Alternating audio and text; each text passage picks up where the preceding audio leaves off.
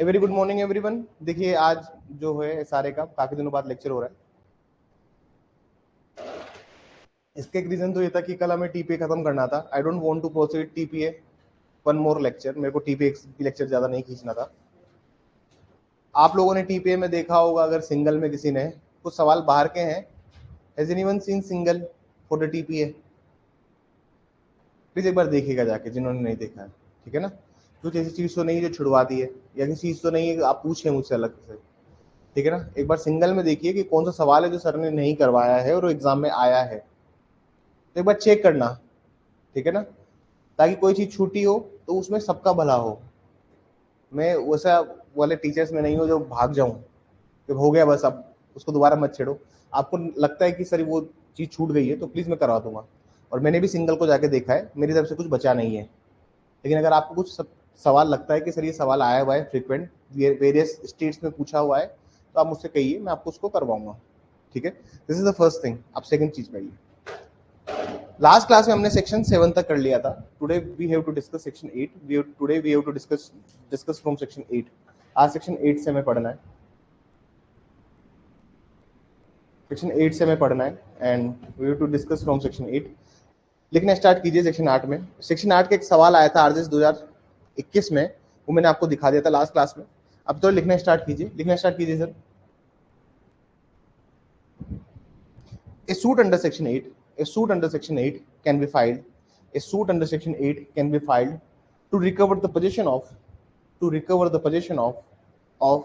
a movable property, to recover the possession of a movable property if the plaintiff case falls under any clauses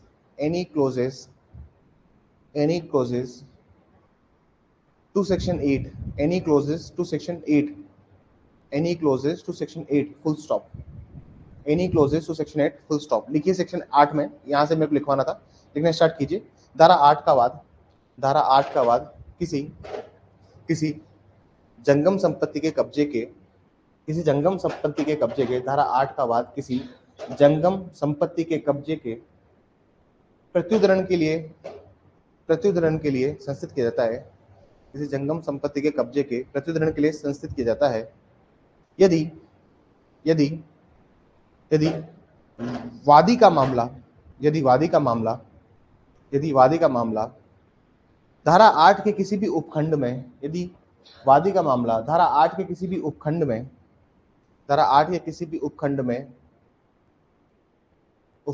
में आता है तो वह इस धारा में वाद संस्थित कर सकता है। ठीक है, पैराग्राफ चेंज मत करना, उसी में कंटिन्यू कीजिए। The burden of proof is upon the plaintiff. if his case falls under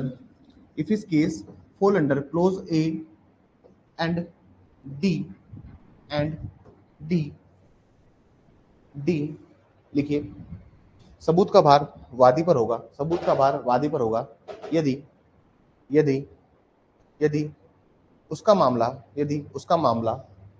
उसका मामला उपधारा ए व उपधारा डी का होता है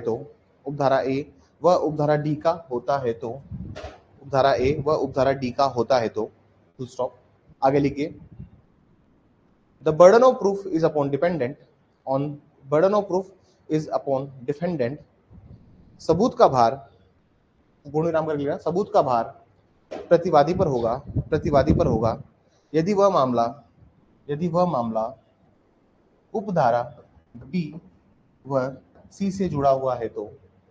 the burden of proof is upon defendant if matter is related to clause B and C of the section 8 full stop। आगे लिखिए उसी paragraph में। this is because of rebuttable presumption of law in favor of the plaintiff. This is because rebuttable presumption of law in favor of the plaintiff, which is given under explanation, which is given under which is given under explanation which is given under explanation to section 8, which is given under explanation to section 8. Please लिखिए, लिखते रहिए please, इसमें लिखिए, आगे paragraph से मत करना। ये उपधारणा धारा 8 के स्पष्टीकरण द्वारा, ये उपधारणा धारा 8 के स्पष्टीकरण द्वारा प्राप्त होती है, जो कि एक खंडनीय विधि की उपधारणा है, जो कि एक खंडनीय विधि की उपधारणा है, जो कि एक खंडनीय विधि की उपधारणा है, जो कि एक खंडनीय विधि की उपधारणा है। ठीक है, पैराग्राफ चेंज करके लिखिए। अब जैसे पैराग्राफ चेंज होगा, now the completely idea will change. आप किसी चीज को सबोटाज नहीं कर सकते। अब पैराग्राफ चेंज करने का एक नियम होता है, जब आप पैराग्राफ चेंज कर रहे हो तो मतलब हमने इस छोटे से पैराग्राफ में पूरे बैरेट को क्या कर दिया है, समाविष्ट कर दिया है। मैंने 4 क्लोजेस नहीं समझाए हैं, क्योंकि 4 क्लोजेस आप बैरेट खुद लिखेंगे अपनी कॉपी में। आइडिया हमेशा एक रहता है कि मैं थ्योरी लिखाऊंगा, लेकिन आप बैरेट नोट करेंगे। मतलब अगर मेरे को सेक्शन 8 लिखाना है तो आप यहाँ लिख दीजिए कि ये सर का लिखवाया हुआ है, यहाँ से सर डाल के स्टार्ट कीजिए, लेकिन बैरेट को पहले नोट कीजिए। आप चाहो तो लिख सकते हो कि दिस इज बैरेट, और यहाँ से सर ने लिखवाया है। तो जब आप नोट्स पढ़ेंगे अपने, तो then you are directly reading the bare act also. जिनको बैरेट खोलने में जोर आता है तो वो पूरा बैरेट अपने कॉपी में घुसा लें। कुछ सब्जेक्ट ऐसे हैं जिसमें आप पूरा बैरेट ही कॉपी में घुसा सकते हो। लिमिटेशन, SRA, ये छोटे एक्ट्स हैं। लेकिन अब मैं बोलूँ CRPC का पूरा बैरेट लिखो, वो that is not possible, that is not practically possible, but few sections you can right. Chapter 12 के जो प्रोविजन है यू कैन राइट, FIR वाले जो प्रोविजन है you can write in the notes itself. Anticipatory bail के जो, या फिर बेल के जो प्रोविजन है you can write. There are few provisions that you can write, that you can mention, but not all the provisions. सारे प्रावधानों को आप मेंशन नहीं कर सकते, and it is not feasible to you also.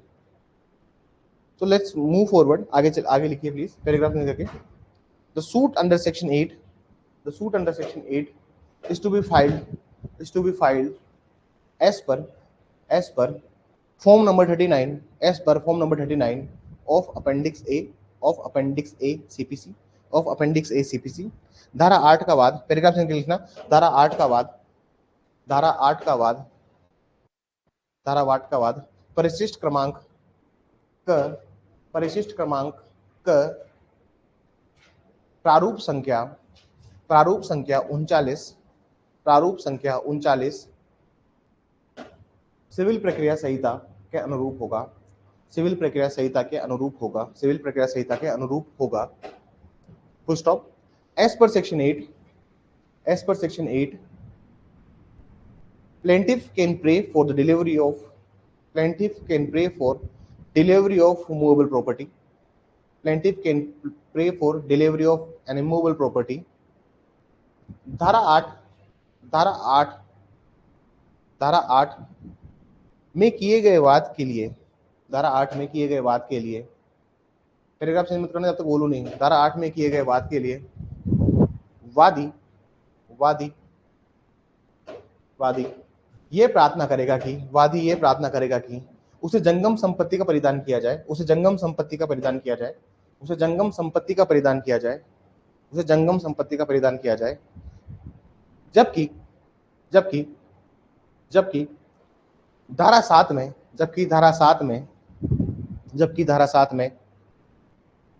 जबकि धारा 7 में प्रारूप संख्या 32 के अंतर्गत, जबकि धारा 7 में प्रारूप संख्या 32 के अंतर्गत वादी संपत्ति के साथ साथ प्रतिकर का भी दावा करता है, संपत्ति के साथ साथ प्रतिकर की भी प्रार्थना करता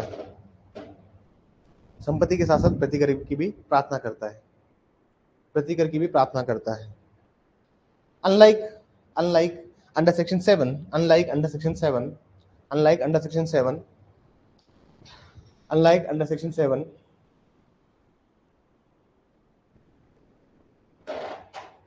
section Section 7, the plaintiff asks for the delivery of property,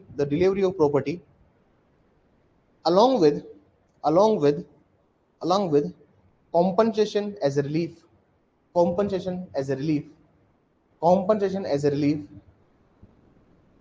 under form number 32, full stop. thus इसलिए धारा 8 का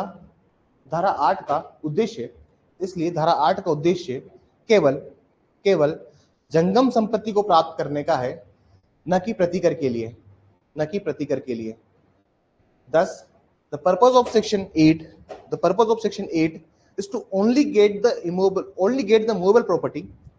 The purpose of section 8 is to only get the movable property,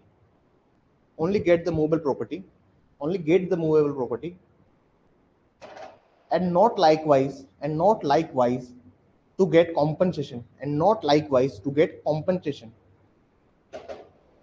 न कि प्रतिकर प्राप्त करने के लिए। ठीक है सर। और ये बहुत इंपॉर्टेंट पार्ट है, क्योंकि देखिए मैंने आपको 39 भी दिखाया था एक क्लास में, और मैंने आपको 32 भी दिखाया था प्रारूप संख्या 32 के अंदर। वो कह रहा था कि मनी इक्विवेलेंट, जो धन के रूप में आप जो दे सकते हो आप वो दो, मुझे प्रतिकर दो, कॉम्पनसेशन दो। वो अपने रिलीफ में स्पेसिफिकली इस चीज को मांग रहा था। लेकिन when we talk about the form number 39, जब हम प्रारूप संख्या 39 की बात कर रहे थे, तो उस टाइम पे वो सिर्फ और सिर्फ क्या मांग रहा था? प्रॉपर्टी मांग रहा था, कि मेरे को सिर्फ प्रॉपर्टी चाहिए, मेरे को पैसा नहीं चाहिए। तो मतलब सेक्शन 8 के cases they are more specific towards the property. समझ में? क्लोज ए और डी में अगर आप जाओगे, क्लोज ए क्या था मैडम बताइए? हाँ जी, क्लोज ए क्या था? एजेंट वाला। हाँ जी सर। क्लोज बी क्या था? हाँ जी, क्लोज सी क्या था? 8 का सी बताइए, 8 का सी बताइए। हाँ जी, डी बताइए निशांत, डी बताओ, डी क्या था? पढ़ाई करो भैया, टिप्स पे चीजें लो, क्योंकि देखिए ए और डी का जो बर्डन ऑफ प्रूफ है वो किसके ऊपर रहेगा? प्लेंटिफ के ऊपर रहेगा, वादी पर सबूत का भार रहेगा। और बी और सी का जो बर्डन ऑफ प्रूफ है वो किसके ऊपर है? डिफेंडेंट के ऊपर रहेगा। ठीक है ना सर? जहां मनी एडुकेट रिलीफ नहीं और एक्चुअल लॉस असर्टेन करना मुश्किल नहीं है ना? मुश्किल है, उस वाले केसेस की हम बात कर रहे थे। चलिए आगे चलते हैं बस। ठीक है, इतना ही इसमें लिखिए, ज्यादा मैं नहीं चाहता। ठीक है ना सर? लिखिए, एक लाइन लिखिए। The execution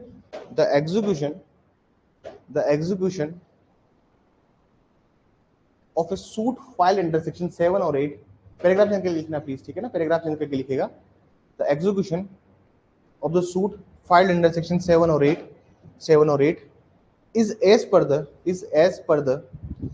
as per the order 21 rule 31 CPC, order 21 rule 31 CPC, धारा 7 व 8 का निष्पादन, धारा 7 व 8 का निष्पादन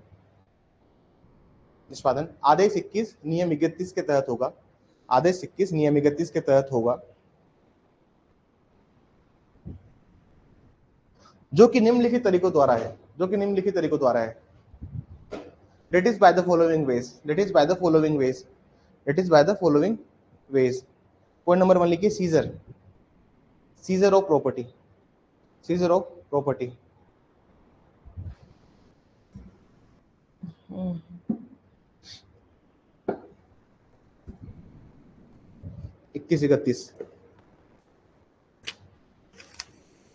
21-31 पढ़ लिया ना आप लोगों ने? सर पढ़ानी पड़े 21-31? पढ़ानी पड़ा 21-31?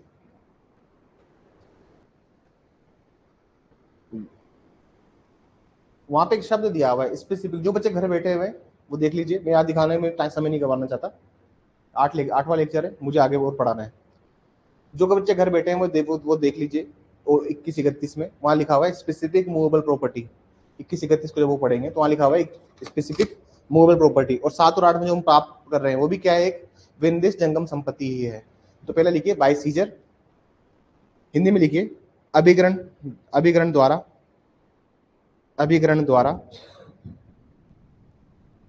दूसरा लिखिए civil imprisonment civil imprisonment, civil कारागार में निरोध द्वारा, सिविल कारागार में निरोध द्वारा। तीसरा लिखिए please, by attachment of property, by attachment of property, संपत्ति की कुर्की द्वारा निष्पादित किया जाएगा, संपत्ति की कुर्की द्वारा, संपत्ति की कुर्की द्वारा।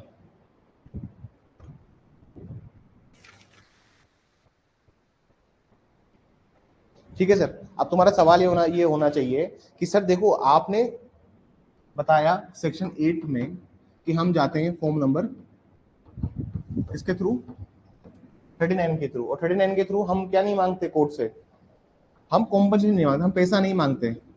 तो फिर सर अगर मान लीजिए एक सुनार को अंगूठी दी थी आपने, मान लीजिए एक गोल्ड स्मिथ था, उसको आपने एक रिंग दी थी, और वो रिंग ऐसी थी जिसको कोई मनी इक्विवेलेंट नहीं था, ठीक है ना सर, जिसको आप पैसों में तुलना नहीं कर सकते, तो सी करके क्लोज था, उसका अंदर मामला फॉल करता था।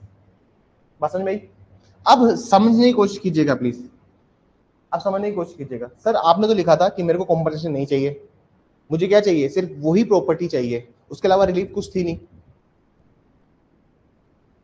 तो सवाल ये है कि सर जब वो सुनार कह रहा है कि सर अंगूठी खो गई है, अंगूठी खो गई, दुकान से गायब हो गई, सीसीटीवी में हमने देख लिया, कुछ पता नहीं लग रहा, उसको रखा था हमने, सेफ्टी रखा था, कभी ऐसा हुआ नहीं, 50 साल पुरानी दुकान है, आज तक कभी कोई चीज खोई नहीं, लेकिन सर वो चीज खो गई हमसे गलती से, और ये एक्सेप्शनली हुआ है।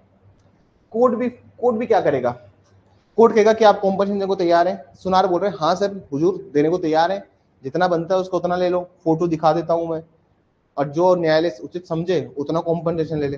लेकिन पार्टी ने तो कॉम्पनसेशन मांगा ही नहीं, पार्टी को तो वही प्रॉपर्टी चाहिए। तो कोर्ट का डिस्क्रिप्शन है यहाँ पर, फिर किसका डिस्क्रिप्शन है, कोर्ट का। कोर्ट ने बोल दिया कि प्रॉपर्टी नहीं मिल रही तो भाई कुछ तो ले, ये थोड़ी ना कि भाई फिर इक्विटी कहां से जाएगी। भाई तुम सोचो तुम्हें प्रॉपर्टी चाहिए, you want the specific property, suppose you want a specific property, लेकिन अगर प्रॉपर्टी ही नहीं है, सब्जेक्ट मैटर ही डिस्ट्रक्ट हो गया है, मान लीजिए भूकंप आया और सब मलबे में दब गया, अंगूठी खत्म हो गई, तो कहीं का फिर इक्विवेलेंट मनी इक्विवेलेंट मिलेगा, ये बताओ आप मुझे। अंगूठी तो मिल नहीं रही है, तो कॉम्पनसेशन देगा ना कोर्ट, तो कोर्ट कुछ तो दे पार्टी को, तो कोर्ट तो समझाएगा देखो सर अंगूठी तो मिल नहीं से रही, ठीक है ना। कोर्ट मान लीजिए बाढ़ आ गई, सुनामी आ गई, चली गई, दुकान ही बह गई, तो कहेंगे अंगूठी, तो कोर्ट कहेगा साहब अंगूठी तो मिलेगी नहीं, प्लेंटिफ क्या बोलेगा, अंगूठी तो मिलेगी नहीं, अब आप कॉम्पनसेशन में कुछ डिसाइड कर लो म्यूचुअली, दोनों मिलकर डिसाइड कर लो, वरना फिर मैं अपने हिसाब से दूंगा, तो फिर दुखी मत होना, ना तो आप दुखी होना ना आप दुखी होना, ये बोलोगे आप जज, बीइंग ए जज क्या बोलोगे तुम, ये बोलोगे, दोनों पार्टीज बोलोगे कि आप दोनों म्यूचुअली डिसाइड कर लो, इन्होंने तो कुछ भरा नहीं है, लेकिन आप जो भी डिसाइड करोगे इस कोर्ट को एग्री होगा। पार्टी मांग रही है 5 लाख, वो कह रहा है 1 लाख के ऊपर की अंगूठी नहीं है, तो तुम्हारा एका नहीं हो पा रहा है, नेक्स्ट डेट तक देता हूँ, एक एफिडेविट दे देना, अगर स्वीकार हो जाता है तो दोनों पार्टी क्या करती है, म्यूचुअली एफिडेविट देती है, उसमें बना लेती है कि हम इतने पे एग्री हुए हैं, फिर वो उस पर जो डिग्री पास होती है वो कॉम्प्रोमाइज डिग्री होती है, क्या होती है, पार्टी ने कॉम्प्रोमाइज कर लिया ना। अब मान लीजिए पार्टी कॉम्प्रोमाइज नहीं कर रही है, आदमी मांग रहा है 5 लाख, सुनार बोल रहा है 1 लाख से ऊपर की अंगूठी नहीं थी, वो इतनी पुरानी अंगूठी थी, आधा सोना तो गला हुआ था उसका, तो बोलते इतना इतना ही गला हुआ सोना था उसका, तो दे दे अंगूठी, सही बात है ना।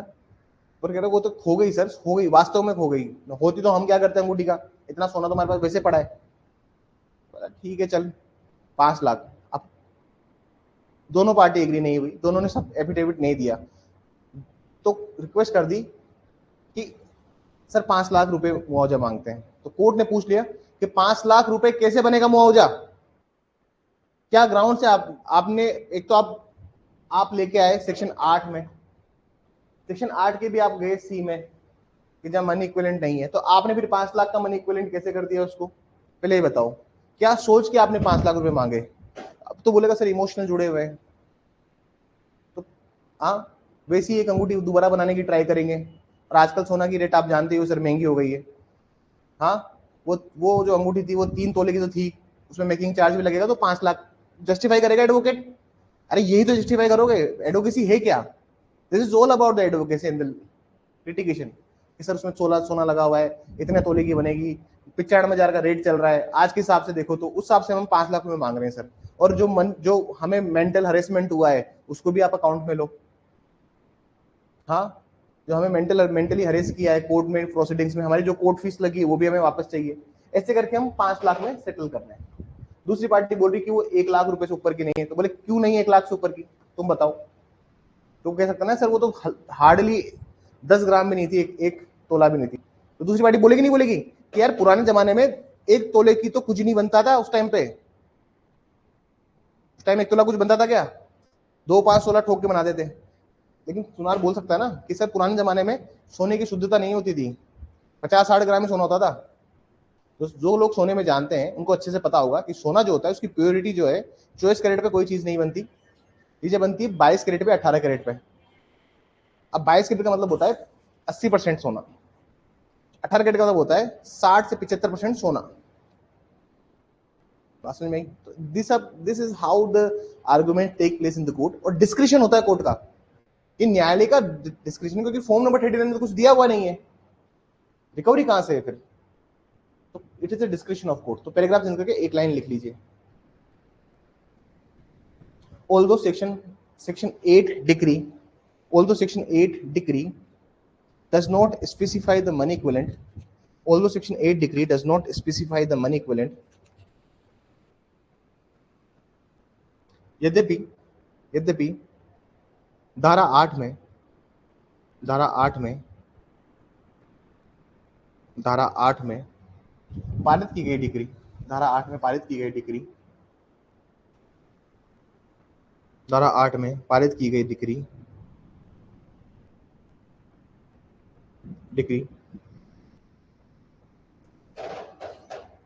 प्रतिकर के रूप में यथा योग्य अनुतोष नहीं पहुंचाती, प्रतिकर के रूप में यथा योग्य अनुतोष नहीं पहुंचाती, यथा योग्य अनुतोष नहीं पहुंचाती, comma comma still the executing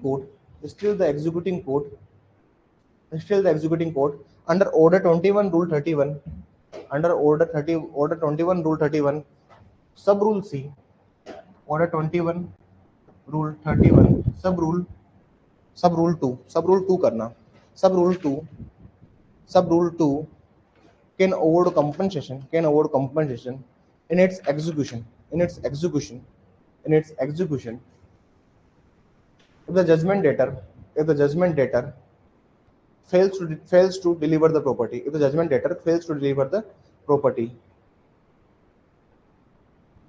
coma लगा के लिखना। फिर भी निष्पादन करने वाले न्यायालय आदेश 21 नियम 31 उपनियम 2 के अंतर्गत निर्णित ऋणी द्वारा संपत्ति का परिदान न करने की दशा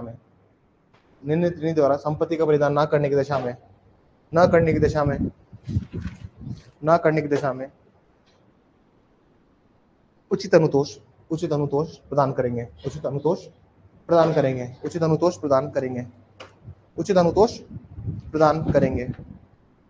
are you getting my point? ठीक है ना सर, समझ में आ गई गणित? अब यहां से स्टार्ट होता है specific performance of contract. Please put an heading specific performance of contract. संविदा का विनिर्देश पालन, नए पन्ने से नए से शुरुआत कीजिएगा। रफ में लिख रहे हो तुम तो, रफ में तो पुराने में चलने दो। अरे रफ को कभी बर्बाद नहीं करना चाहिए। आप मेरी कॉपीज देखेंगे नहीं, देखिए मेरी आदत हमेशा क्या रही है, मैं तुमको बताऊं, दिस इज माई कॉपी है ना, ये जो राड पेन में लिखता हूं मैं, ये दिस इज डायरेक्ट। अलग जो बुक से नोट्स बनाए वो अलग है, ठीक है ना। मेरी आदत हमेशा क्या थी कि जो कॉपी स्टार्ट होती ना ऊपर से, मैं यहां से लिखता था हमेशा, यहां से यहां तक।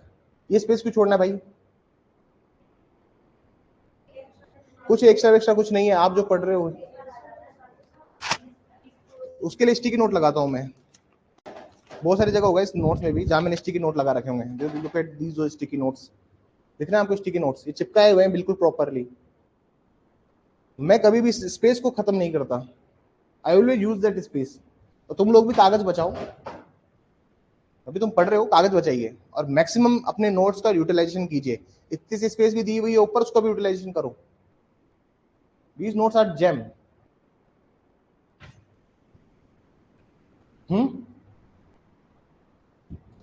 अरे कोचिंग खोलने के लिए पर्पस थोड़ी नोट्स बने थे भैया, जज बनने के पर्पस से नोट्स बने थे कि कल को जज बनेंगे तो ये कॉपी से जजमेंट देंगे, कहीं अटक जाएंगे तो सर के नोट्स हेल्प करेंगे या खुद के नोट्स हेल्प करेंगे, यही सोच के आप नोट्स बनाते हो, थोड़ी ना कि कोचिंग खोलेंगे। कोचिंग खोलना सबके उसकी बात नहीं है, लगता है खड़े रहोगे 1-2 घंटा 2-3 घंटा, उसके बाद फिर जब तुम महीने के एंड में देखोगे कि how much money you have gain and how much expenses you have made, and you will realize कि यार the government job was much better, ठीक है ना। पर वो रियलाइजेशन मेरे अंदर नहीं आता, किसी को बताता नहीं हूँ मैं अपने अकाउंट्स की कितना रहा क्या रहा, वरना वो मेरे को 4 गाली और देगा, अरे इससे अच्छा तो तू वही वही कर रहा था, इज्जत भी थी नौकरी भी थी।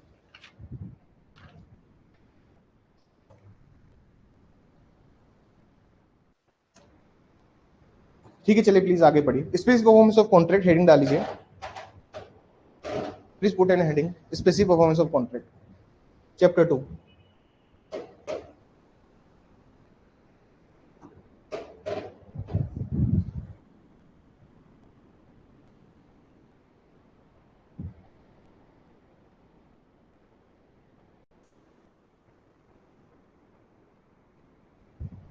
अब होता क्या चीज है, जरूरत कहां पड़ गई स्पेसिफिक परफॉर्मेंस ऑफ कॉन्ट्रैक्ट की। एक सेक्शन 37 इंडियन कॉन्ट्रैक्ट एक्ट का वो ये कहता है, इंडियन कॉन्ट्रैक्ट एक्ट का सेक्शन 37 है, वो ये कहता है कि सर हर जो कॉन्ट्रैक्ट है ना सर, हर एक कॉन्ट्रैक्ट इन्फोर्सिबल होना चाहिए। क्या होना चाहिए, मतलब जो भी आप कर रहे हो वो प्रवर्तनीय है, क्या है, मतलब उसको आप इन्फोर्स करोगे करोगे। मान लीजिए आज एक कॉन्ट्रैक्ट हुआ है ए और बी के मध्य, तो उसको इन्फोर्स करना ही होगा, that would be mandatory thing to do. Problem कहां जाती है सर, कि कॉन्ट्रैक्ट पूरे नहीं हो पा रहे देश के अंदर। कॉन्ट्रैक्ट क्या नहीं हो पा रहे सर, पूरे देश के अंदर कॉन्ट्रैक्ट पूरे नहीं हो पा रहे। जब भी ब्रीच ऑफ कॉन्ट्रैक्ट होता है, मान लीजिए एक कॉन्ट्रैक्ट था, इसका संविदा का भंग हो गया है, मैं ब्रीच ऑफ कॉन्ट्रैक्ट को बीओसी लिख दूं। मान लीजिए संविदा का भंग हो गया है, ब्रीच ऑफ कॉन्ट्रैक्ट हो गया है, पार्टी के पास जो रेमेडी होती है, टेक्निकली कुछ अलग अलग प्रकार की रेमेडीज होती है। एक रेमेडी होती है सेक्शन 73 इंडियन कॉन्ट्रैक्ट एक्ट की, जिसमें हेडली वर्सेस बैक्सेंडल के गाइडलाइंस के अकॉर्डिंग कॉम्पनसेशन मिलता है, प्रतिकर देता है। सिर्फ कॉन्ट्रैक्ट प्रतिकर प्रदान करता है, न कि संविदा को पालन करने के लिए विवश करता है पक्षकारों को। यहां पर क्या होता है सर, कॉन्ट्रैक्ट को परफॉर्म करने के लिए पार्टीज को कंपेल किया जाता है कि चलो कॉन्ट्रैक्ट परफॉर्म करो, कॉन्ट्रैक्ट किया ना तुमने, लेट इट मैंडेटरी।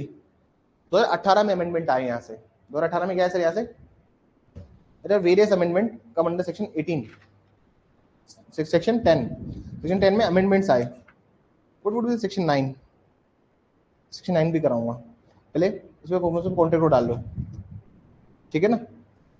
अब क्या सेक्शन 10 में बहुत सारे अमेंडमेंट आए। सेक्शन 10 में पहले एक 2018 के पहले डिस्क्रिप्शन हुआ करता था न्यायालय का, न्यायालय का विवेक अधिकार था कि संविदा का विनिर्दिष्ट पालन या फिर specific performance of contract court चाहता था तो होता था, नहीं तो नहीं होता था। लेकिन 2018 के बाद में वर्ड को कर दिया शेल और लिख दिया है संविदा का विनिर्दिष्ट पालन करेगा, कर सकेगा नहीं, करेगा। आप देखिए सेक्शन 10 देखिए प्लीज एक बार, और अंडरलाइन करके आ जाइए जल्दी से। Specific performance of contract shall be enforce, लिखा हुआ है शैल बी इन्फोर्स, अंडरलाइन कीजिए। न्यायालय किसी संविदा का निर्दिष्ट पालन धारा के 19 अवधि करके कराया जाएगा, लिखा है आपने कराया जाएगा, तो यहाँ करा सकेगा था, पहले पहले क्या था यहाँ पे, करा सकेगा। लेकिन अब क्या हो गया, ठीक है ना सर। इसका प्रभाव हम पढ़ेंगे कि क्या इसका इंपैक्ट क्या हुआ। देखिए एक इंडेक्स है, उसको बोलते हैं ease of doing business. Ease of doing business एक लिस्ट होती है जो हर साल निकलती है कि कौन सा देश है जो बिजनेस करने के लिए अच्छा है। जब मोदी गवर्नमेंट, जो करंट गवर्नमेंट है, ये पावर में आई, तो इनका सबसे फोकस ये था कि बिजनेस और को अगर बूस्ट होगा तो इकोनॉमिकली इंडिया भी बूस्ट करेगा और एक जीडीपी भी हमारी फास्ट होगी। तो इन्होंने देखा कि कहाँ पे खामियां थी। इन्होंने देखा कि कोई कॉन्ट्रैक्ट अगर हो गया है, कॉन्ट्रैक्ट अगर किसी भी कारण से अटका तो प्रोजेक्ट अटक जाते हैं लाखों करोड़ों के, उस वजह से कोई इन्वेस्ट नहीं कर रहा। क्योंकि यहाँ पर क्या होता है सर, कॉन्ट्रैक्ट अगर कोई पार्टी कर लेती है तो उसके ऊपर कोई कंपल्शन नहीं है कि वो पूरा करे। तो फिर एसआरए में अमेंडमेंट किया गया कि अगर कोई भी पार्टी अगर कॉन्ट्रैक्ट करती है तो उसको निभाना ही पड़ेगा, भाषण में डिनाई नहीं हो सकता है। तो इसमें कुछ कुछ खामियां थी। खामियां क्या थी सर, कि एक तो इंफ्रास्ट्रक्चर प्रोजेक्ट सबसे बड़ी खामी थी। मान लीजिए जयपुर से जोधपुर का हाईवे बनना प्रस्तावित हुआ है, कितना हाईवे बनना, एक हाईवे बनाया जाएगा from Jaipur to Jodhpur. Suppose जो हाईवे बन रहा है उस हाईवे के लैंड के बीच में किसी का एक खेत आ गया है, जमीन आ गई है, और उसके चक्कर में उस बहुत बड़ा रोड, ऐसे ही बहुत सारी जगह पे रोड ब्लॉक हो रखे हैं, रोड खुले खुले हुए नहीं है। This is an infrastructure project, ये इंफ्रास्ट्रक्चर प्रोजेक्ट है। चाहे उसमें अब इंफ्रास्ट्रक्चर प्रोजेक्ट होते क्या क्या है इसकी एक लिस्ट दी हुई है, शेड्यूल निकालिए।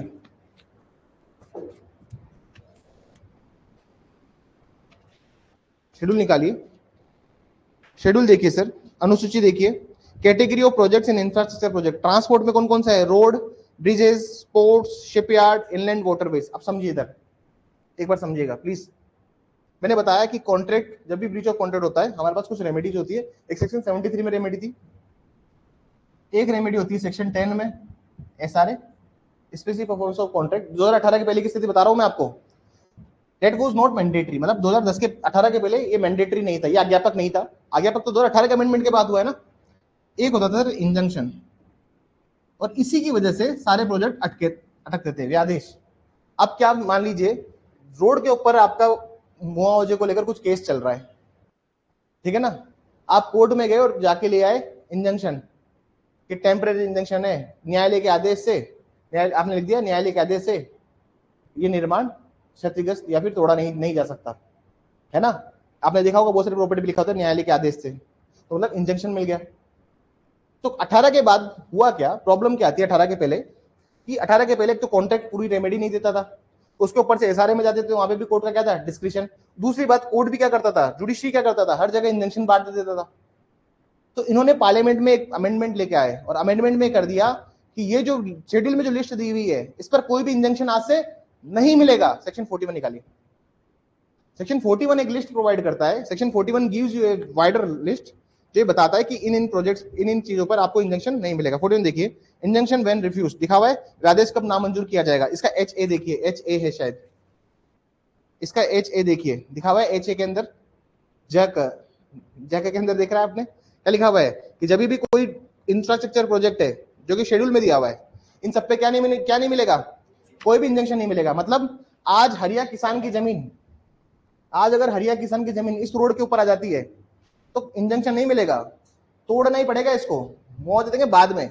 बात समझ में आ गई। तुमने देखे होंगे आजकल जीडी कितनी फास्ट कार्रवाई करने लगा है, रोड चौड़ा करना है 7 दिन का नोटिस देता है, 15 दिन का नोटिस देता है, और हैंड टू हैंड पूरा रोड साफ। क्यों? उसका एक मेन रीजन है, इंजंक्शन नहीं मिलता आजकल। अब इंजंक्शन मिलना हो गया बंद।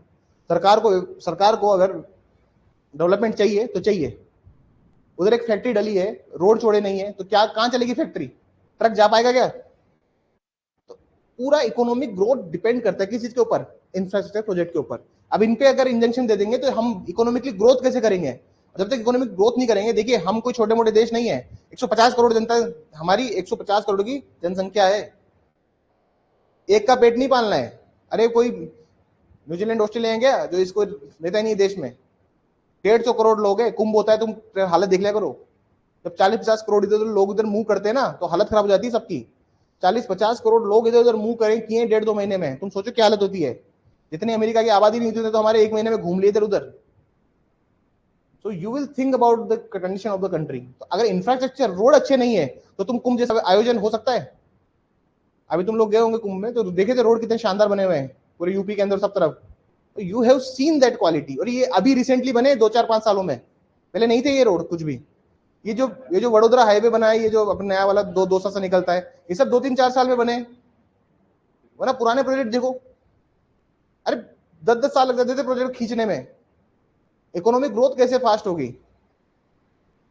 तो ये एसआरए में जो अमेंडमेंट हुआ है that is direct related to the economic growth of the country,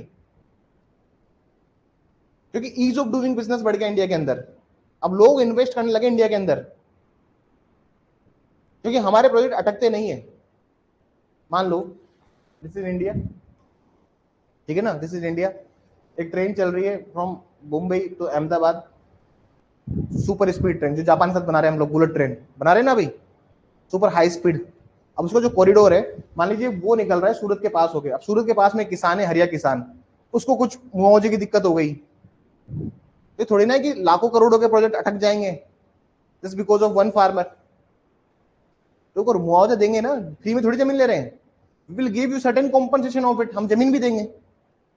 तो टेक्निकल बात ये, एसआरए का रोल है इकोनॉमिक डेवलपमेंट में, और रोल हुआ है 2018 के अमेंडमेंट के बाद। सवाल आता नहीं है, लेकिन 2018 का जो क्वेश्चन है भाई, 18 में क्या हुआ ऐसा, 18 में क्या हुआ ऐसा, क्यों इकोनॉमिक ग्रोथ हम बूस्ट करके गए? The reason is SRA. जो अमेंडमेंट है वो वो एक रीजन है। बात समझ में नहीं सर? एसआरए में जो अमेंडमेंट किया है उसका बहुत इंपैक्ट है, क्योंकि अब इंजेक्शन नहीं मिलता। इन्होंने एक और प्रोविजन जो 18 के, ऐसा करता हूं मैं, लिस्ट ऑफ टॉपिक्स निकाली। अब लिस्ट ऑफ टॉपिक्स लिख लेता हूँ, हेडिंग डालिए पन्ने में, list of topics, list of topics, list of topics लिखिए। हम क्या क्या पढ़ेंगे, ठीक है ना सर?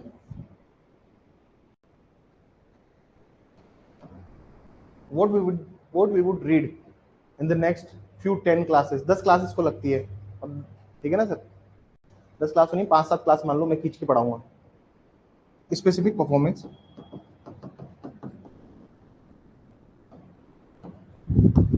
विंदिस पालन लिखिएगा। When can be claimed specific performance, विंदिस पालन का दावा कब किया जा सकता है? विंदिस पालन का दावा कब किया जा सकता है? विंदिस पालन का दावा कब किया जा सकता है? इसमें पढ़ना है हमें section 10। We have to discuss section 10 over here. When the specific performance can refused, when the specific performance can be refused,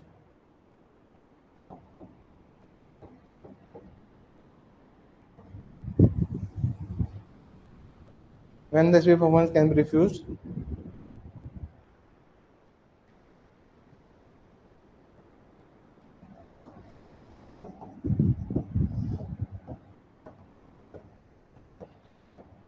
defences in case of specific performance, section 9। विंदिस पालन के बाद में, विंदिस पालन के बाद में, विंदिस पालन के बाद में प्रतिरक्षा, विंदिस पालन के बाद में प्रतिरक्षा, partial performance of contract, partial performance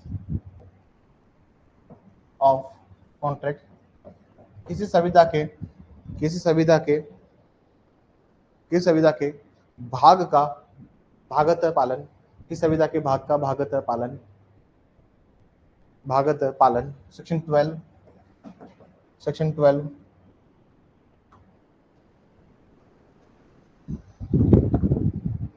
section 12 भागतः पालन, सेक्शन 12। यहां तो हो गया, आगे लिखिए, नीचे करके लिख लीजिएगा आप लोग। इम्परफेक्ट टाइटल, अपूर्ण हक, इम्परफेक्ट टाइटल, अपूर्ण हक, सेक्शन 13, 17, अपूर्ण हक, पार्टीज, पक्षकार या पक्षकारों, कौन होते हैं सर? पक्षकारों, प्लेंटिफ, वादी, सेक्शन 15, डिफेंडेंट, सेक्शन 19,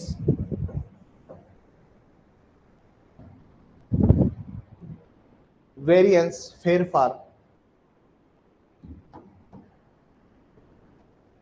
वेरिएंस फेरफार 18, 26, 18, 26, फेरफार 18, 26, substituted performance of contract,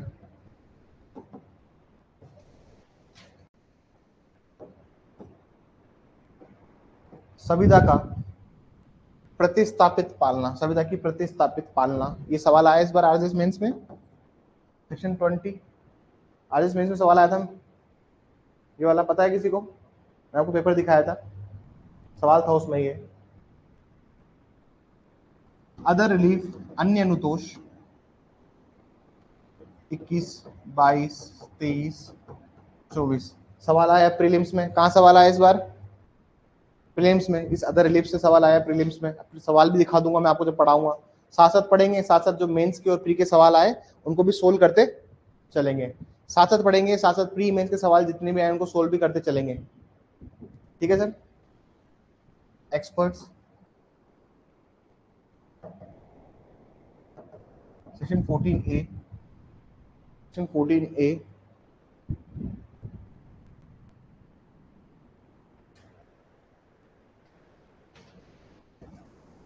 twenty A, 20B और 20C we will discuss with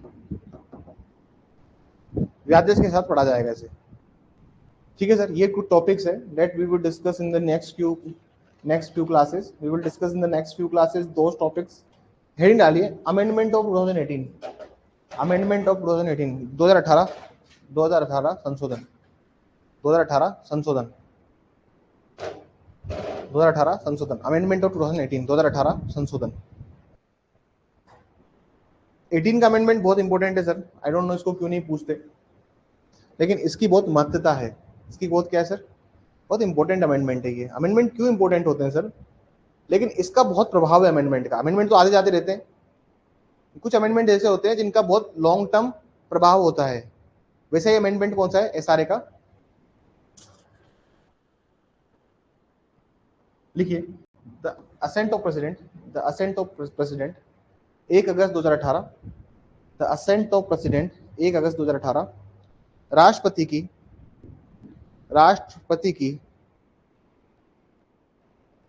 राष्ट्रपति की सहमति या सम्मति 1 अगस्त 2018, कम इनटू फोर्स प्रवर्तित किया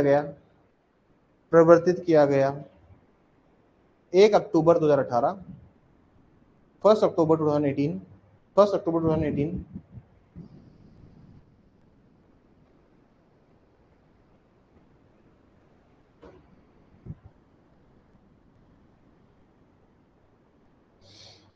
देखिए दिस अमेंडमेंट, पैराग्राफ में लिखिएगा, this amendment has a significant effect, this amendment has a significant effect over the specific performance of contract,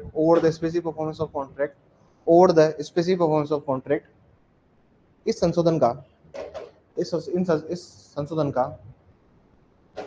का एक बहुत ही व्यापक प्रभाव संविदा के विनिर्देश पालन पर देखा गया, on the specific performance of contract, full stop. Before 2018 amendment,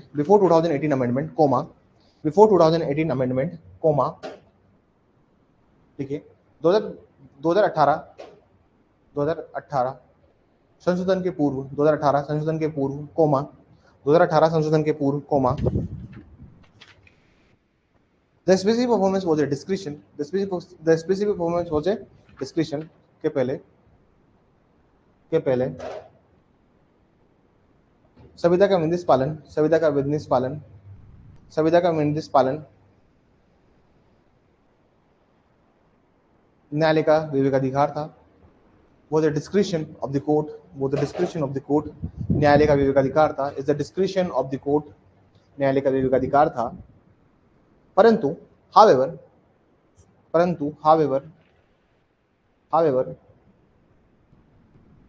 after the amendment, हालांकि 2018 संशोधन के पश्चात,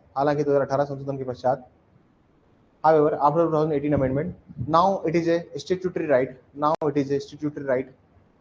यह एक वैधानिक अधिकार है, यह एक वैधानिक अधिकार है। Full stop. पैराग्राफ में लिखिए the reason behind this amendment was इस संशोधन के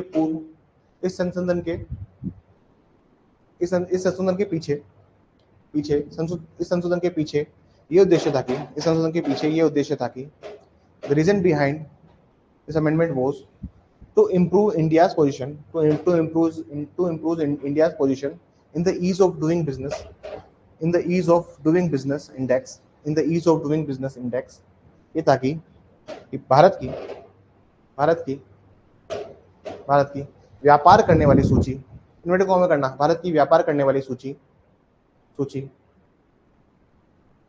में रैंक में सुधार लाना, में रैंक में सुधार लाना, में रैंक में सुधार लाना। ईज ऑफ डूइंग बिजनेस को उसमें करना है, ease of doing business index है ना, सूची में सुधार लाना, व्यापार करने वाली सूची में सुधार लाना। इन्वर्टेड कॉमा करना, ease of doing business index को कॉम लग के इसको इंप्रूव करना, ठीक है ना।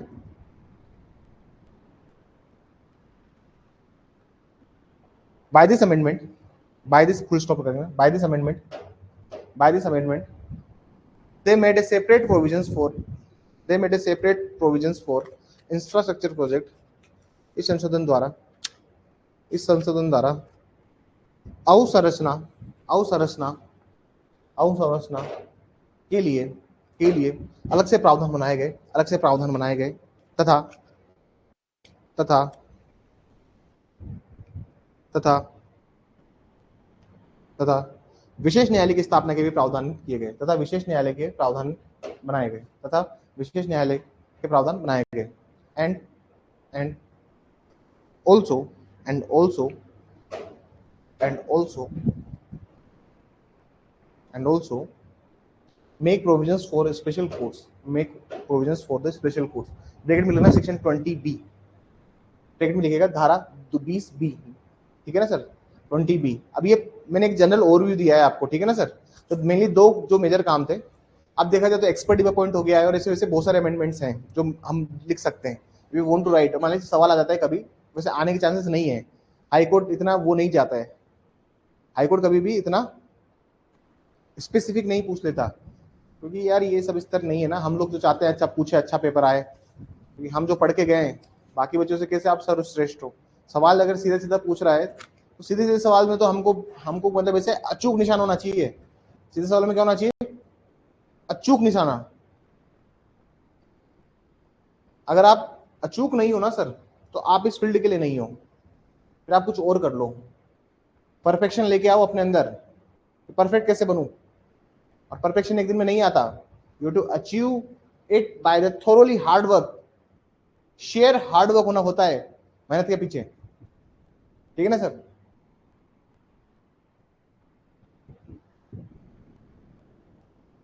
7 रिलीफ बताई थी मैंने आपको SRA में, कितनी रिलीफ बताई थी। पहली रिलीफ क्या थी,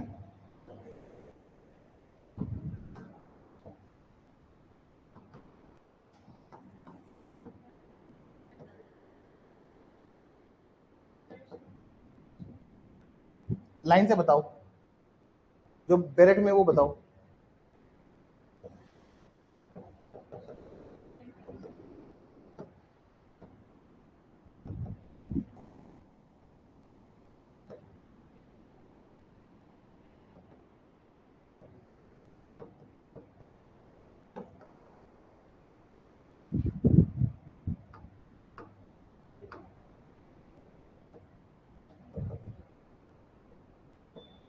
देखिए 7 रिलीफ है सारे के अंदर, कितनी रिलीफ है सर, 7।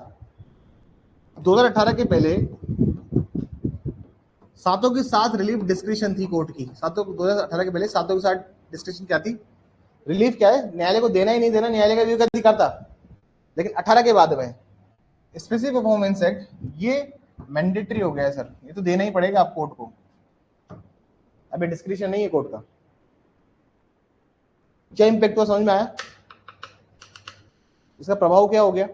18 के पहले सब, पहले सातों के 7 रिलीफ डिस्क्रिप्शन है सर, इंजंक्शन देना नहीं देना वो तो कोर्ट का विवेक अधिकार है ना। तुमको इंजंक्शन व्यादेश मिलेगा नहीं मिलेगा कोर्ट देखेगा, प्रॉपर्टी की रिकवरी होगी नहीं होगी कोर्ट देखेगा, रेटिफिकेशन होगा नहीं होगा कोर्ट देखेगा, रेजिस्ट्रेशन कैंसिलेशन डिक्लेरेटरी डिक्री होगी नहीं होगी तो court will look after it.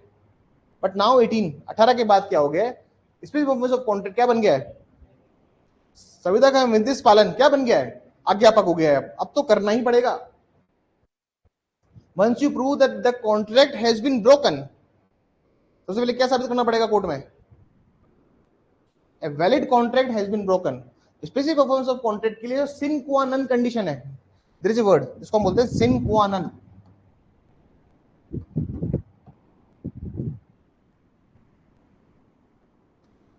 इसका मतलब होता है एसेंशियल कंडीशन। क्या होता है इसका मतलब? आवश्यक शर्त। स्पेसिफिक परफॉर्मेंस ऑफ कॉन्ट्रैक्ट में कोई वाद कोई लेके जाना चाहता है तो सबसे आवश्यक शर्त क्या है सर? एक वैलिड कॉन्ट्रैक्ट। शर्त क्या है सर? Valid contract. लेकिन अगर आप इंडियन कॉन्ट्रैक्टर आपने पढ़ा हुआ है और आप चाहते हो कोई कोई कॉन्ट्रैक्ट वैलिड ना हो तो क्या क्या शर्त लगाओगे? वही लगाओगे सर सारी, है ना? सेक्शन 15, 16, 17, 18, 19, 19 ये तो उसका प्रभाव है, ये तो इफेक्ट है। 20, 21 और 22 ये सब लगाओगे सर सेक्शंस कि कॉन्ट्रैक्ट वॉइड है, वॉइडेबल है सब। और कहां लगाओगे सर? 26 से 30 में जाओगे या जाओगे अपना केस लेके 23, 24 में?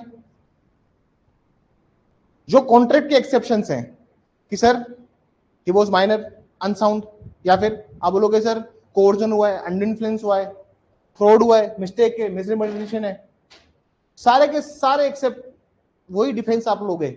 और यही बात कहां लिखी हुई है? सेक्शन 9 पढ़िए। ये बात कहां लिखी है? सेक्शन 9। आप सारे वही डिफेंस लोगे जो कॉन्ट्रैक्ट में आपको मिलते हैं। ये बात कौन बोल रहा है? रटना नहीं है, समझो बस। Except otherwise provided herein where any relief is claimed. Except otherwise provided का मतलब क्या होता है? एस मीन अन्यथा उपबंधित के सिवाय। मतलब क्या हुआ इसका कि सर इसमें भी एक्सेप्शंस दिए हुए, सारे में भी एक्सेप्शन कहां दिए हुए? 11, 2, 14, 16, 20 से 20 भी की बात करेंगे। एक्सेप्शन कहां दिए हुए? 20 भी दिया हुआ है, टेक्निकली 20 भी है। अब इसमें बहुत सारे हैं, 20 का ए भी है, देखा जाए तो 17, 18 भी है। अभी हम उस सब की बात नहीं कर रहे, लेकिन अभी आप एक एक रोटी खाइए। कहने का मतलब क्या होता है? कहने का तात्पर्य क्या है सर मेरा? कहने का मतलब ये है कि जो स्पेसिफिक परफॉर्मेंस ऑफ कॉन्ट्रैक्ट है, आ गया, हाँ जी सर, रिफ्यूज कब कब कर सकते हैं सर? लिखवाया मैंने आपको 11, 2, 14, 16। तो मतलब जो लाइन लिखी हुई ना यहाँ पर सेक्शन 9 में, देखिए रटिए मत, समझने की कोशिश कीजिएगा। 9 में जो लाइन लिखी हुई है except otherwise provided here in, मतलब उसका मतलब क्या है? वन लाइन करके लिखो। 11, 2, 14, 16 की बात कर रहा है ये, उसका मतलब क्या है सर?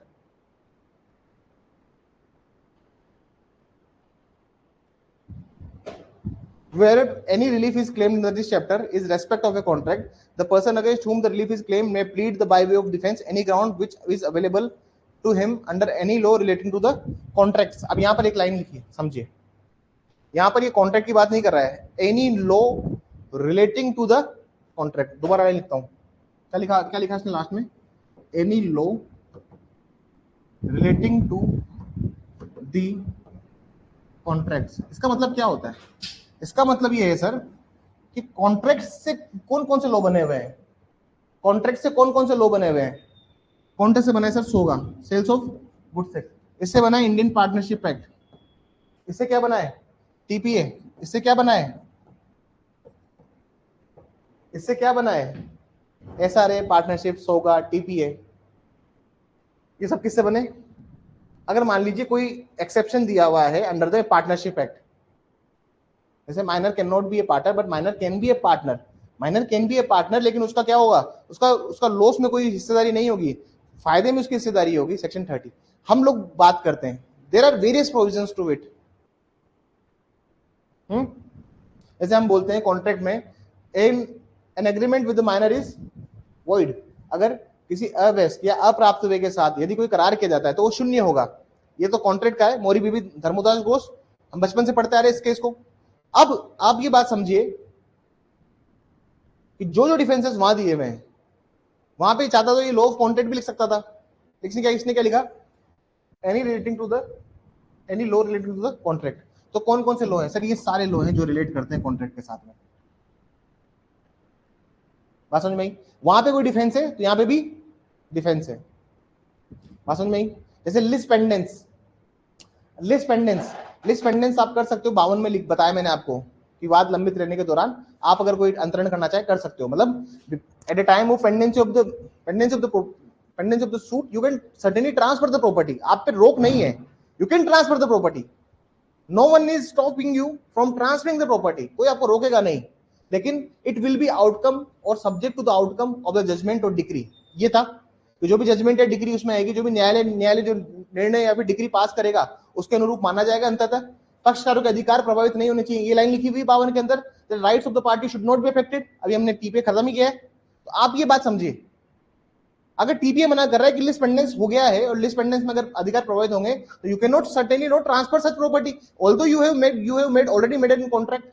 आपने उसे कोई कॉन्ट्रैक्ट बना रखा हो पार्टी के साथ में, संविदा हो आपकी, मान लिया, लेकिन कॉन्ट्रैक्ट में तो टीपीए ने तो डिफेंस दिया हुआ है ना, अधिकार प्रभावित होंगे तो अधिकार तो अंतरण शून्य हो जाएगा।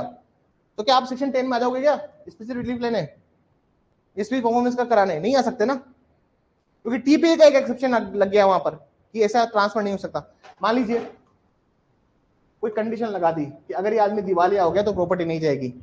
याद करो कौन सा सेक्शन था, 12 एलिनेशन को रोकता है।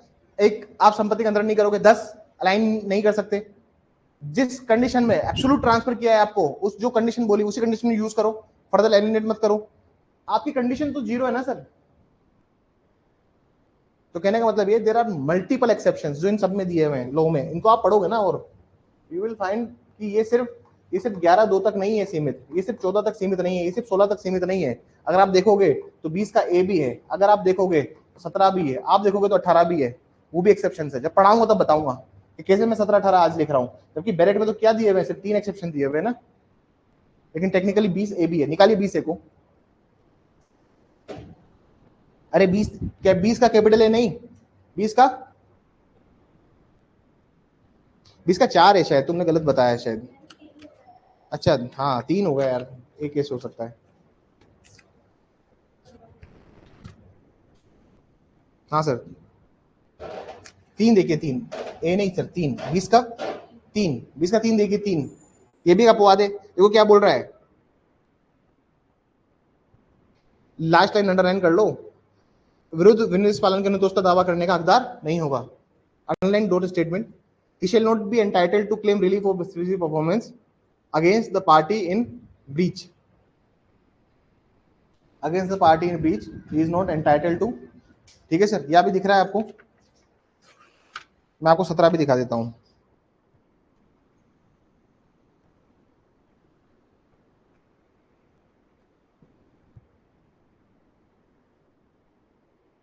छोड़िए, इतना ही दिखाता हूं बस, बाद में दिखाऊंगा। अभी तुमको दिखाने में समझ चला जाएगा, क्योंकि तुमको समझ में नहीं आएगा ना, पढ़ा हुआ नहीं है, पढ़ा हुआ नहीं है तो समझ में नहीं आएगा।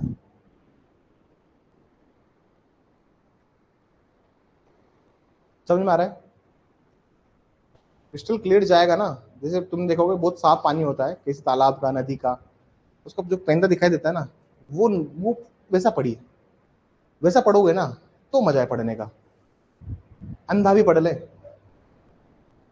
SRA is a difficult act, आसान नहीं है ये act. SRA, TPA, limitation. Criminal आसान है, क्रिमिनल में क्या पूछता है, सवाल भी किस तरह के सवाल आते हैं। सिविल एक वो रहा है, जिसको सिविल नहीं आता वो जज नहीं बन पाता, और अगर वो बन भी जाएगा तो जिंदगी भर डर डर के जिएगा। डरने के लिए हाँ, क्रिमिनल नहीं आया, क्या पढ़ा हमने फिर? अभी क्रिमिनल स्टार्ट नहीं हुआ ना अपने यहाँ पे, सिविल चल रहा है ना। हाँ देखो, मेरे को बस अब क्रिमिनल स्टार्ट करना है, इसके बाद बीएनएस और बीएनएसएस दोनों प्योर क्रिमिनल है। और क्या है, दोनों प्योर क्रिमिनल है। उठ के लिखाता रहूंगा, आऊंगा लिखने स्टार्ट करूं, ऐसा ये वो दोनों एक्ट। समझने कुछ होता नहीं है। 60 दिन की कस्टडी तो 60 दिन की कस्टडी रहेगी, प्रोसीजरल है ना। आईपीसी समझाने का है। IPC is a subject which I have to make you understand. हाँ यार, हम बहुत टाइम से सिविल नहीं पढ़ रहे। We started from constitution, then we did CPC, then we did भारतीय साक्ष्य अधिनियम we did ना। वो तो क्रिमिनल है, वो तो क्वाजी सिविल है, क्वाजी सिविल क्वाजी क्रिमिनल है। नहीं ऐसे मत नहीं कह सकते। हाँ, और जो क्रिमिनल के माइनर थे वो तो मैडम ने पढ़ाए, तो मैम ने पढ़ा दिए ना एक बार। तो फर्स्ट टाइम वाले बच्चे जो अभी लेट एडमिशन लिए उनको नहीं बात कर रहा हूँ मैं। हाँ यार देखिए, मैं सीपीसी कभी भी दोबारा इतना लंबा नहीं पढ़ाऊंगा नेक्स्ट टाइम यार, ठीक है ना, कि अब सिलेबस बढ़ गया है ना सिविल का, तो सीपीसी उतना लेंथ का नहीं आएगा, लेकिन मैं उतना नहीं पढ़ाऊंगा अब। जो बच्चों ने क्लास नहीं ली है वो चाहते हैं सीबीसी को बहुत अच्छे से पढ़ना, तो 110 लेक्चर है, उनको ले लीजिएगा जब भी समय मिले। ऐप पे तो मैं हटाऊंगा नहीं, ऐप पे तो रहेगा, तो प्लीज क्लास ले लीजिएगा। अभी तो एग्जाम आ गई, वरना मैं आपको कहता 2-3 महीने में लेके खत्म करो। प्लीज पढ़ लीजिएगा। वो सिविल के बिना तुम जज नहीं बन पाओगे, तुम जज के तुम अच्छे एडवोकेट भी नहीं बन पाओगे, फिर तुम्हें टांगे कांपेगी वरना। ठीक है ना सर? लिखिए, एक लाइन लिख लीजिए। When a suit is section 9 लिखवा रहा हूँ, क्या लिखवा रहा हूँ मैं? Section 9। When a suit for specific performance is filed, when a suit for specific performance is filed, जहां कहीं भी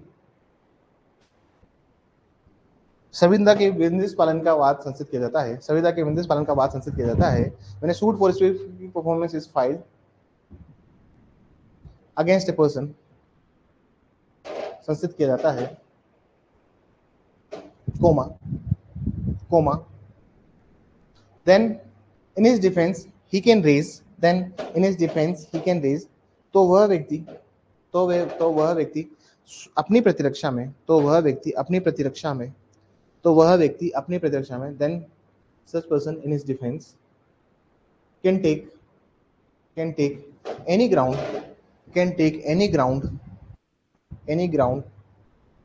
or defense, any ground of defense, और मत करना, any ground of defense which are available to him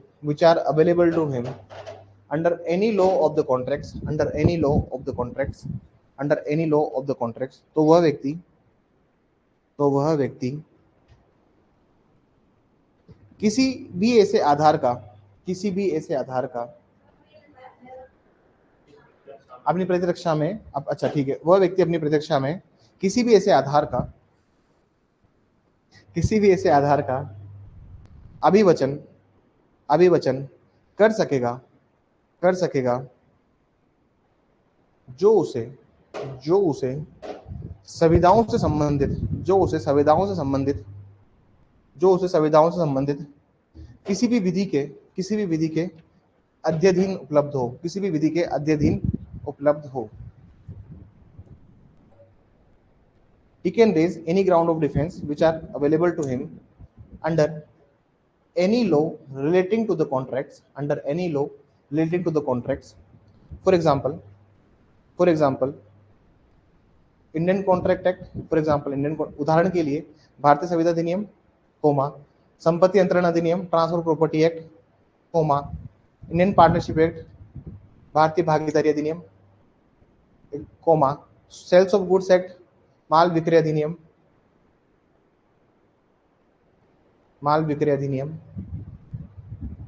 ठीक है ना sir? वो सारे ग्राउंड्स वही होंगे। ठीक है, कल से स्टार्ट करते हैं section 10, we will start section 10 from tomorrow. ठीक है, चलिए, that's all for today. Ma'am की लेक्चर